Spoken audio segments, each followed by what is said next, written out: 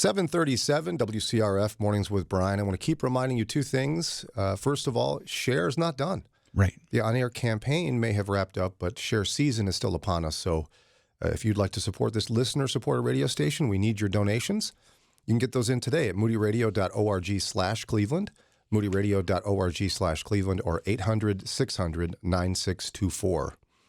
The other thing to remind you is that we have lots of resources available for you to learn more about how to pray for and understand what's happening in the war in Israel, to get your hands on basically all of the audio we have that we've done and our coverage of this, unique Moody Radio coverage. Just text the word Israel to 440-546-2255. Text us the word Israel. We'll send you a link. Takes you to our YouTube, goodness gracious. Playlist. Goodness, I'm old, Ron. I'll never remember that. Blame it on your sick brain. Yeah. It's okay. There you go, yeah. Call it a mixtape and you'll remember it. Isn't that the truth? I got a couple of those in my day from middle school girlfriends. Anyway, I want to Don't stand too close to me. That was the title track, yes. Exactly. Okay, so I want to remind folks that we are passionately nonpartisan around here. We make that clear all the time. We love Jesus first. 100%. Like, I don't want anything to get in the way of following Jesus and telling people to follow him. So, and I think politics, partisan politics in particular, can be a stumbling block to that and can turn people away. I don't want to do that. Right. But we can certainly inform you about what's going on. Many of you have asked us to do so, and we want to do so when it comes to the upcoming election.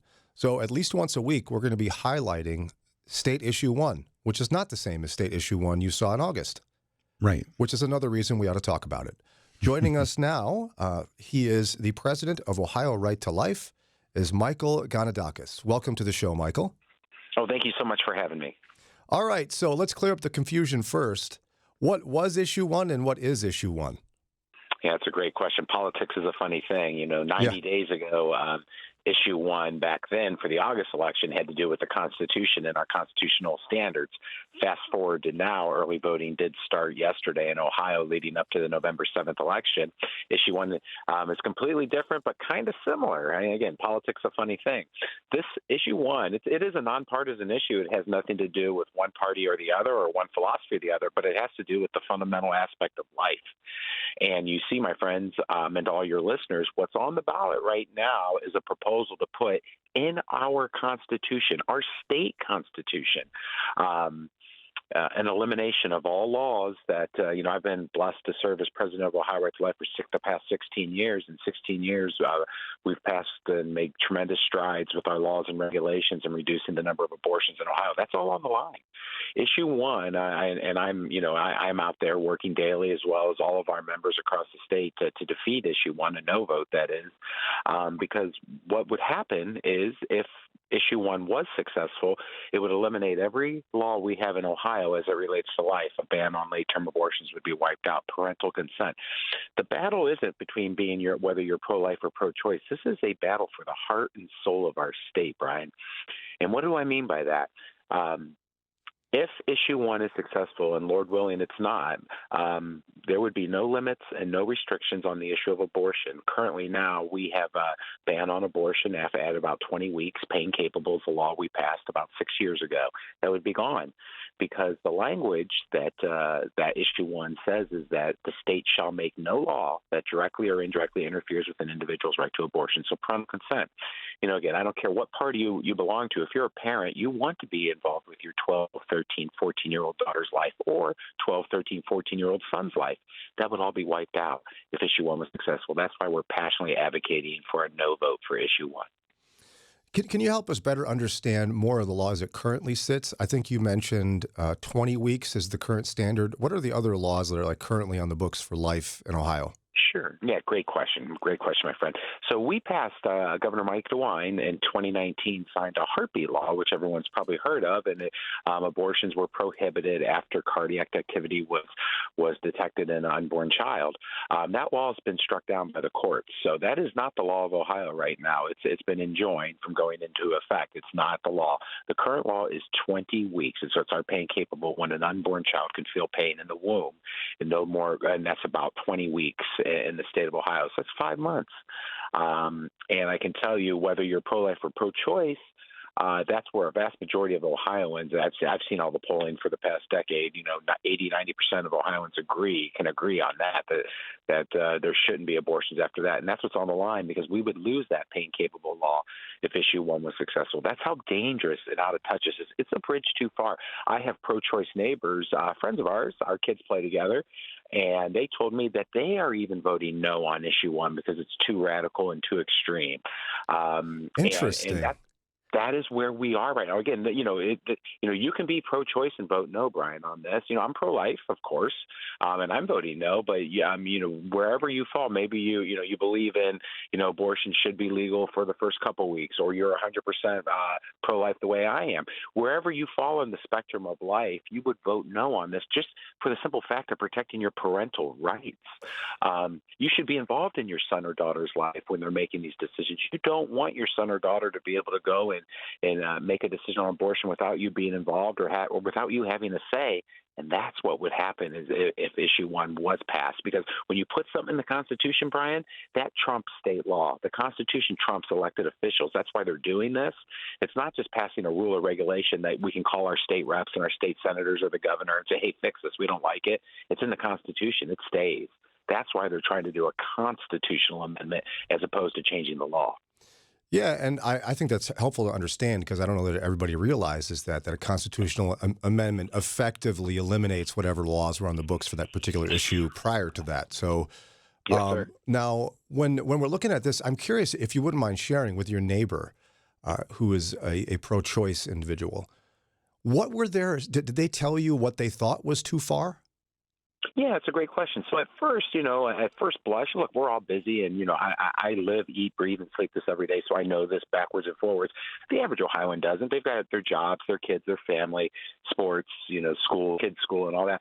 So if a lot of people are under the impression, well, some pro-choice people say, well, if I vote yes, it protects pro-choice. That's not the case, because a no vote will still keep abortion legal in Ohio. And what I explained to my neighbors, that is, I live in Franklin County here in Columbus, a little bit different than other counties, very more, I would say, blue, for lack of a better term. Sure. And when I explained to them that, this isn't a battle of, hey, I think pro-choice is more appropriate than pro-life, or pro-life is more appropriate than pro-choice. What we say is that this is so radical. The laws in California, heck, the laws in North Korea would be stronger to protect life than what this would, because this dangerous amendment literally wipes out everything. We have health. I'm a member of the state medical board. The governor appointed me a decade ago. We have 3 consumer members and 9 doctors. And we wouldn't even be able to license and regulate abortion clinics. There's 5 Planned Parenthood abortion clinics in Ohio, surgical facilities.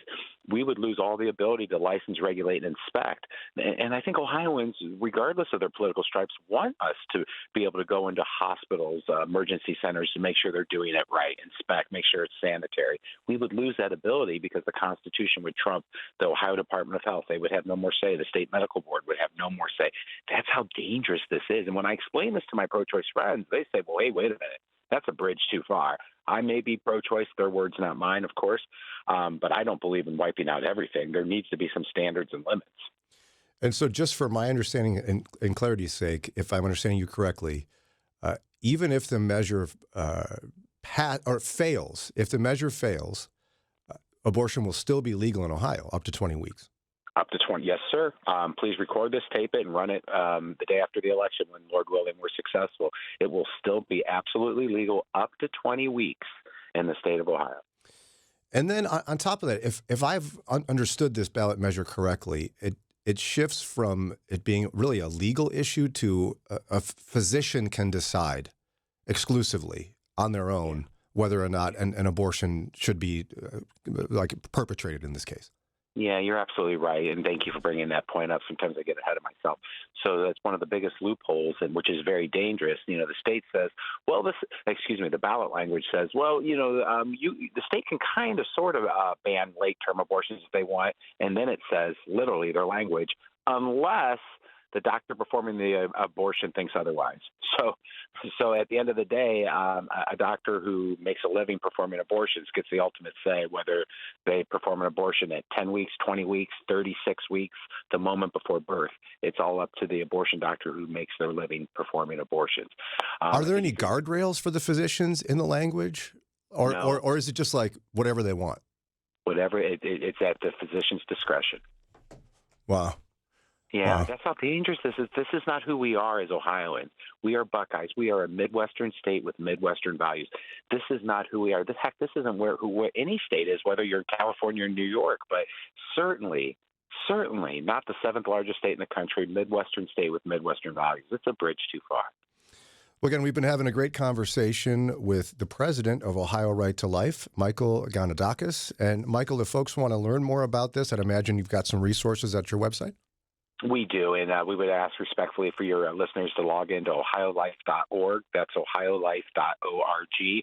Right on our main page, there's big buttons you can click on and learn about this initiative. Read the language yourself. Be informed. We want everyone to be informed, regardless of your opinion and issue and perspective on abortion. Learn this issue and then make a wise decision.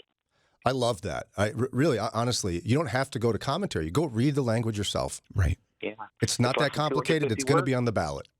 Yeah, it's less than 250 words. You don't have to be a lawyer to read it and understand it. It's pretty plain Jane language. You read it and you're like, oh, my gosh. Everything Gonidakis just said on Brian's show is accurate. And I'm sure they'll hear that. So God bless you, my friend. Thank you, Michael Gonidakis from Ohio Right to Life, for your help today. We really appreciate it. Thank you for all you guys do. We're blessed to be on your program this morning. You bet. It is 7:49 on WCRF. Dave Safransky, not too far away from answering your financial questions. You can get in line by text now, 440-546-2255.